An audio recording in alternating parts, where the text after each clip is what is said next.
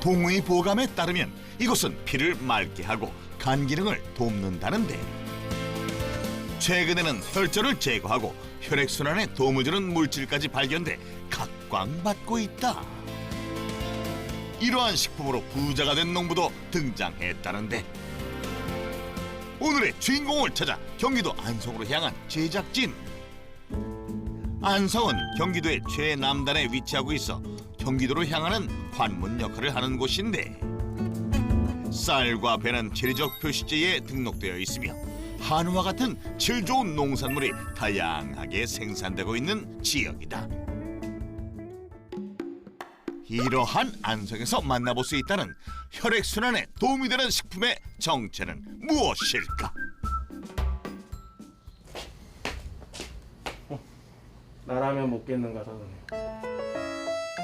도대체 어떤 식품이길래 이렇게 의미심장한 문구를 농장 입구에서부터 확인하게 하는 건지 궁금해지는데, 농장이라는 게 믿어지지 않을 만큼 깔끔한 공간에서 무언가 살피고 있는 누군가를 발견했다. 안녕하세요.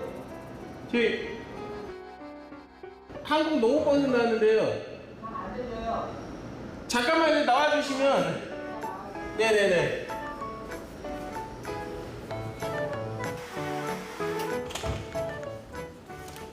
네, 안녕하세요. 안녕하세요. 네. 네, 저희 한국 농업방송에서 나왔는데요. 아, 예, 안녕하세요. 네. 혈액순환에 도움이 되는 식품이 있다고 찾아왔는데. 아, 잘 찾아오셨어요. 여기 있어요? 네네. 제대로 찾아왔다. 혈액순환에 도움이 되는 식품이 네. 어떤 거예요? 아, 지금 제가 안에서 만지고 있던 게 혈액순환에 도움을 주는 식품입니다. 한번 볼 수 있나요? 사실은 안으로 들어가시는 건 금지가 돼 있어요. 근데 오늘은 특별히 제가 안에를 공개를 해드리도록 하겠습니다. 철저한 위생 관리를 위해 외부인의 출입을 금지하고 있다는 공간에서 수많은 박스 중 하나를 열어보았는데, 밖에 없는데요? 아, 그러세요? 가까이에서 보시면요, 이 흙이 움직이는 걸 보이실 거예요. 그 안에 혈액순환에 도움을 주는 식품이 들어있습니다. 자세히 보니 정말 흙이 들썩인다. 아니, 뭐가 들어있길래? 드디어 모습을 드러내는 이것은 해벌레? 이거 뭐예요? 아, 이게 바로 식용 군뱅입니다. 군뱅이라고요? 이제야 입구에서 본 문구의 의미를 이해할 수 있을 것 같은데, 군뱅이는 2017년 식품의약안전처가 인증한 식품 원료로 최근에는 혈전 제거에 도움을 주는 인돌 알칼로이드라는 성분이 밝혀지기도 했다. 군뱅이를 통한 연매출이 어떻게 되세요? 연매출이요? 저는 군뱅이를 통해서 연매출 한 2억 정도 하고 있습니다. 군뱅이로 억대 매출을 올리고 있는 오늘의 주인공 김기훈 부자농부를 만나보자. 유엔이 주목하고 있는 미래 식량 자원 곤충. 김기훈 씨는 그중에서도 흰 점박이꽃 무지의 유충인 군뱅이를 키우고 있는 건데, 이게 생각보다 규모가 작네요. 네, 작습니다. 그게 바로 곤충의 이점일 수도 있어요. 곤충은 지금 보시는 것처럼 리빙박스를 사용해서 아래서부터 위에까지 온도만 유지를 시켜주시면 적은 공간에서도 큰 효율을 볼 수가 있습니다. 뿐만 아니라 예상했던 것보다 훨씬 깔끔하고 정돈된 모습인데, 모든 것이 이 리빙 박스 안에서 이루어진다고. 군뱅이는 어떻게 키우는 거예요? 아, 군뱅이는 제일 중요한 게 종자 관리가 제일 중요합니다. 그래서 저는 농진청과 충북도기술원 그 안에 종자 보급소가 별도로 운영이 되고 있어요. 그래서 거기에서 종자를 받아다가 저는 번식을 시키면서 증식을 시키고 있습니다. 부자농부의 성공 비법 첫 번째, 종자 관리에 힘써라. 군뱅이 사육에 있어 가장 중요한 것은 종자 관리라는데, 어떤 의미를 가지는 걸까? 군뱅이를 살펴보던 중 정체 모를 덩어리들이 발견됐다. 이것은 그 흰점박이 꽃무지 그 성충이 되기 전에 번데기 과정입니다. 그래서 저 같은 경우는 누대 사육을 막기 위해서 이렇게 관리를 하고 있습니다. 끊임없이 새로운 종자를 들여오고 번식시켜 누대 사육을 막고 있는 건데 누대 사육을 하게 되면 그 면역성이 많이 떨어져요. 그래서 산란율도 저하가 되고요. 그리고 면역성이 떨어진다는 거는 병충해 감염이 빨리 될 수가 있죠. 그리고 누대 사육을 많이 할수록 성충이나 애벌레의 크기가 점점 작아집니다. 이러한 누대 사육의 단점을 누구보다 잘 알고 있기에 반드시 새로운 종자의 성충을 키워내고 번식 역시 철저한 계획 속에서 진행하고 있다는데 종자 관리 노력이 장기적으로는 굼벵이의 품질과 폐사율을 좌우하기 때문에 농장을 잘 운영하기 위해서도 반드시 필요하다. 지금은 산란박스를 만들어주기 전에 그 흰점막이 꽃무지 성충의 암수를 구별을 해놔서 따로따로 분류를 시키고 있는 중입니다. 그게 구분이 가능해요? 그럼요. 이걸 보시면 자 흰점막이 꽃무지 유충의 배 모양을 봤을 때 세로액이 가 있는 게 수컷입니다. 그리고 암컷은 배 모양을 봤을 때 세로액이 없고 둥근 배를 가지고 있는 게 암컷입니다. 다행히 성충은 외형으로 암수를 구분할 수 있다는데 번데기를 깨고 나온 새로운 성충들을 암수로 구분하고 이어서 마리수를 확인해 한 박스에 합쳐주는 작업. 산란 박스를 만들어주는 작업이라고 하는데 암수를 구분하고 마리수까지 확인하는 이유는 무엇일까? 지금 하고 있는 과정은 산란박스 세팅을 해주고 있는 과정인데요. 저 같은 경우는 수컷과 암컷의 비율을 2대1 비율로 해주고 있어요. 그래서 총 40마리를 넣는데 암컷 같은 경우는 25마리 그리고 수컷은 15마리 이렇게 하고 세팅을 해주고 있습니다. 한 개의 산란 박스 안에 일정한 개체 수를 넣어 생산될 알의 개수와 한 박스 안에 사육하게 될 굼벵이의 마리수를 예측하기 위해서라는데 이렇게 해야 생산량을 제어하고 품질을 높일 수 있다고. 지금 이게 알 낳은 거거든요. 한번 보여드릴게요.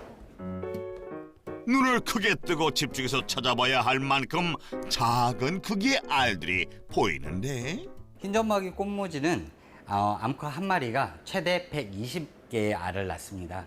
여기 밑에 보시면 알이 흰색과 노란색 이렇게 두 가지로 나뉘는데 흰색은 산란을 한 지 얼마 안 된 알이고요. 그리고 노란색은 이제 부화가 거의 다 가까운 아이들이 이렇게 노란색으로 바뀝니다.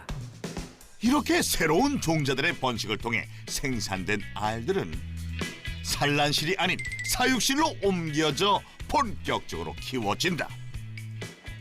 산란실하고 사육실하고 환경이 비슷하네요.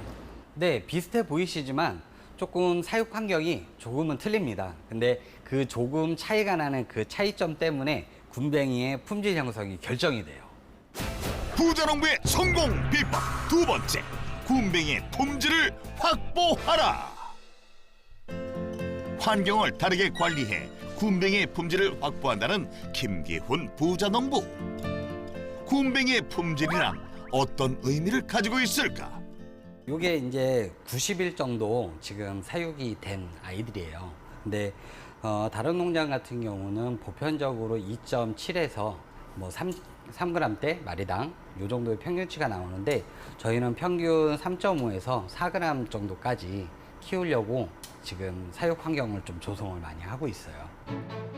굼벵이의 크기와 무게에 있어서 내실을 추구하고 있는 건데 어떤 노하우가 있는 걸까? 산란 박스를 만들 때도 이 사육 케이지 안에 일정량의 아이들만 자랄 수 있고 그리고 이 톱밥을 충분히 먹이 활동을 할 수 있게끔 이 사육 환경 자체도 온도나 습도를 다른 곳보다는 좀 낮춰서 얘네들이 급하게 먹이 활동을 하는 게 아니라 천천히 먹이 활동을 하면서 사육 기간 안에 튼실하게 몸을 키울 수 있게끔 조절을 해주고 있습니다. 그래서 저 같은 경우는 사육 케이지 안에 약 한 600g 정도 그 정도 출하를 시켜놓을 애들만 키우고 있습니다. 높은 온도에서의 과도한 먹이 활동은 굼벵이의 덩치만 키울 뿐 살을 찌우지 못하기 때문에 사육장의 온도를 낮춰준다는 건데 갑자기 휴대폰을 보는 부자농부. 지금 뭐 하시는 거예요?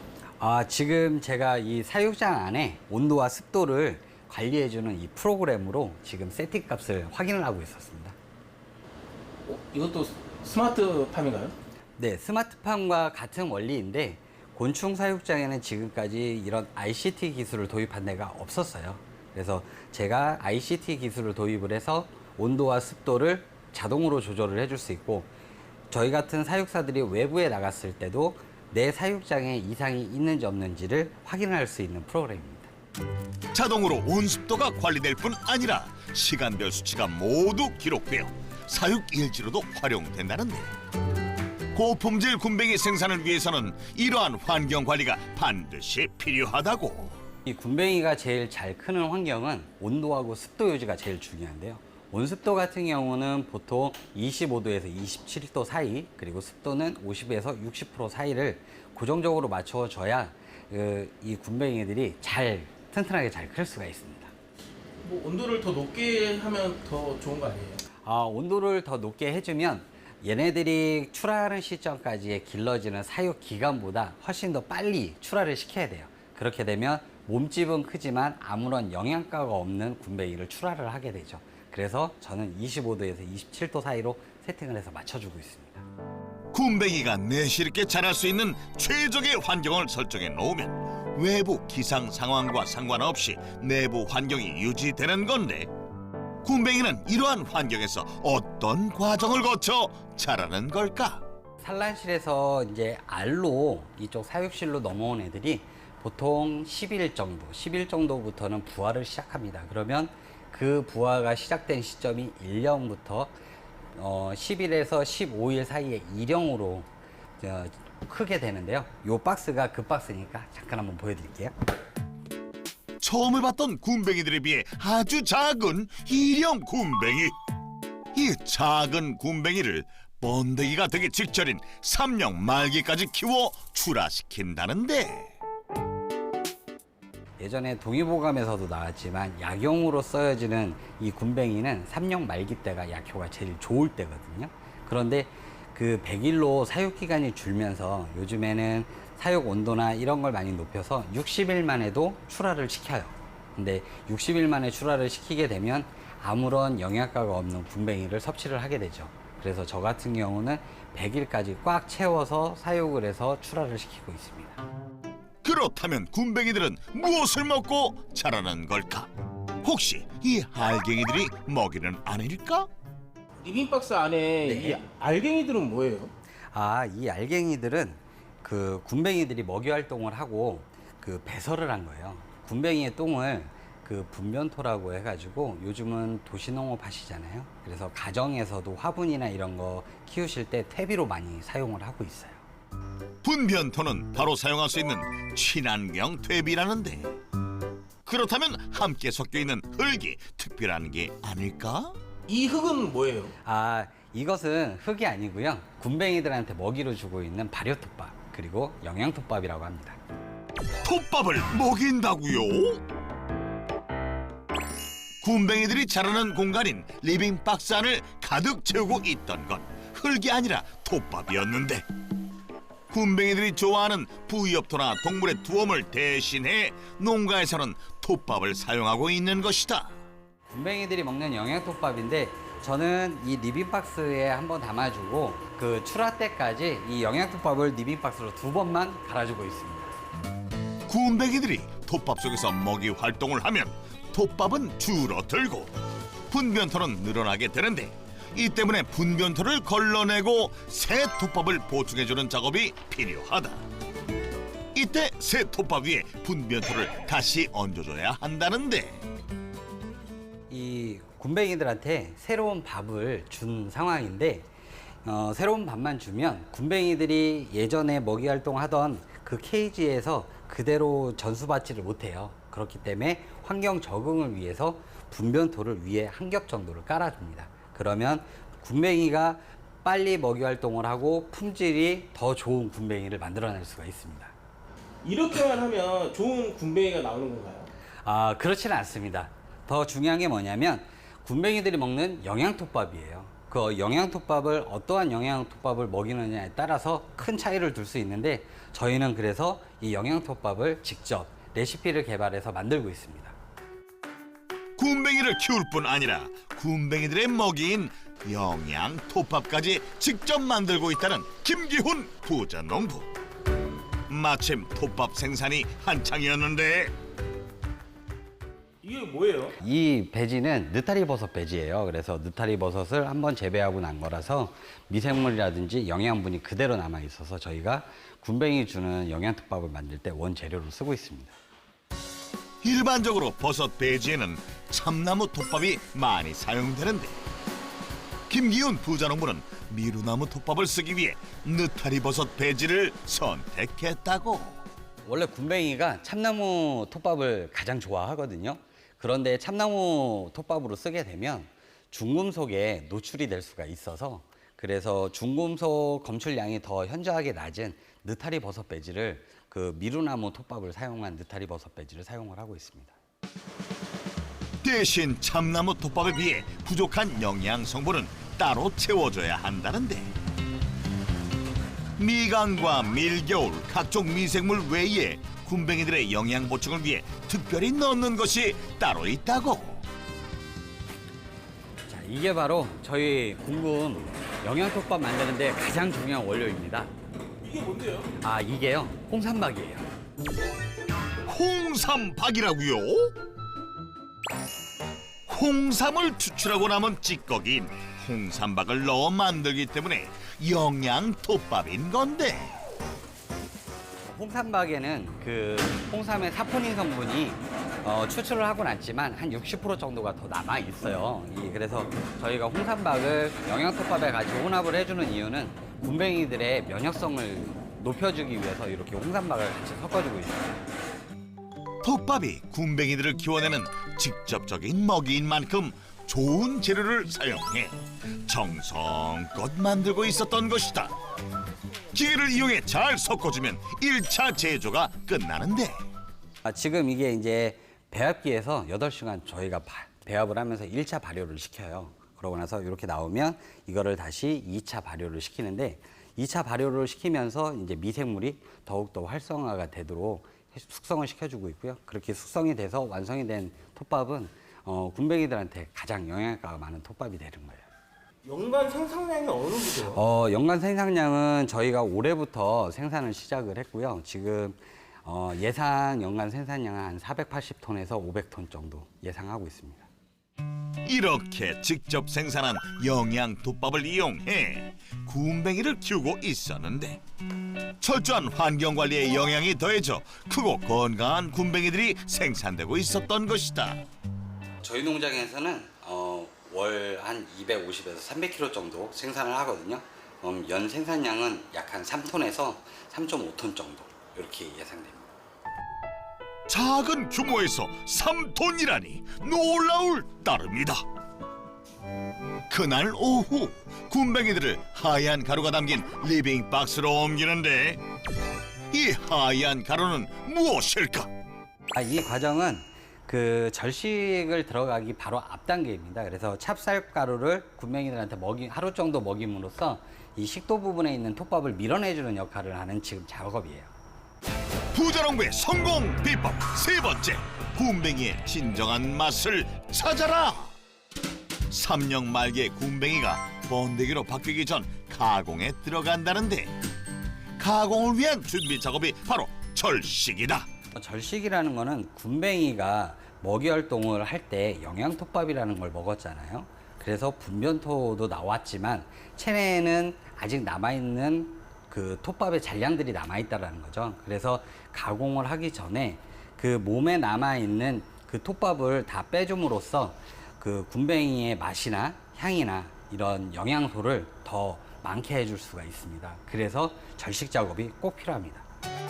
하루는 인체에 무해한 찹쌀을 먹이고 3일은 절식을 해서 굼벵이가 분변토를 완전히 배출할 수 있도록 돕는 건데 이렇게 절식을 완전히 끝낸 굼벵이는 가공센터에서 세척과 살균을 거쳐 비로소 식품 굼벵이로 재탄생된다는데 가공이 이제 끝난 건가요? 이거 같은 경우는 이제 건조 상품으로 나가는 거기 때문에 바로 드셔도 되고요. 판매도 이루어지고 있습니다. 바로 먹어도 되는 거예요? 네, 그럼요. 물론입니다.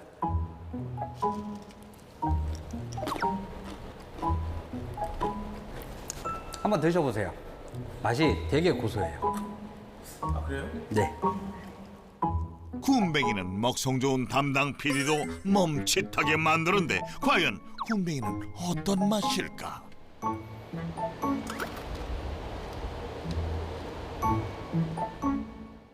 번데기의 고소함 네. 그리고 건새우의 바삭함이 같이 있어요. 그러세요? 맛이 이게 있으시죠? 맛있어요. 네. 맛있네. 저도 맛있어서 수시로 근데 이게 먹습니다. 그냥 이렇게 뭐지? 군것질거리로 그냥 먹어도 될 만큼 맛있는데? 네, 그렇게 드시는 분들도 많아요. 깐깐한 절식을 통해 분변토를 완벽하게 제거했을 뿐 아니라 내실 있는 사육으로 속이 꽉 차 있어 더욱 맛있다는데. 소비자분들이 좋은 굼벵이를 선택을 하실 때는 굼벵이를 잘라보시면 그 단면을 보시고 더욱 몸에 좋은 굼벵이를 선택하실 수 있습니다. 이렇게 굼벵이 본연의 맛을 살린 깨끗하고 통통한 굼벵이는 건조한 그 자체로 상품이 되기도 하지만 2차에 걸친 미세 분발화를 통해 가루 형태로 또 환이나 즙 형태로도 가공되어 전국의 소비자를 만나고 있었다.